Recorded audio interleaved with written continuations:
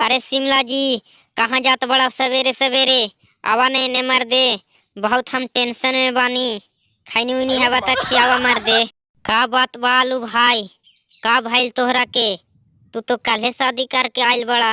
अरे का कहीं मर दे, हमारा औरतिया भाग गइल बा हमरा के छोड़ के। वो कहतिया कि हम तो प्याज से लव करते हैं। हमरा तो किस्मत फूट गइल बा शिमला भाई। हमरा औरतिया तो बेवफा निकली। तू टेंशन ना ला आलू भाई, हम तो तोहरा के अबरी मूली से शादी करा दे। मूली के माल बहुत अच्छा बिया। हम अभी पंडित से पत्र देखा के आवतानी। ठीक बा? ठीक बा शिमला जी, जाई।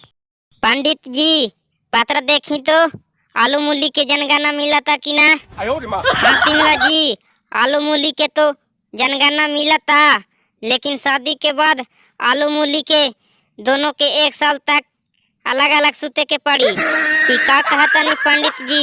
हाँ, यही लिखल बा पत्र में शिमला जी। आलू जी, पत्र में लिखल बा कि शादी के बाद पति पत्नी के 1 साल तक अलग अलग सुते के पड़ी। ठीक बा शिमला जी, तो शादी करा दी। ठीक बा पंडित जी, तो शादी करा दी। ठीक बा तो शिमला जी, 6 के बारात दिन में और 9 के तिलक भोर में आ जाइए लेके। ठीक बा?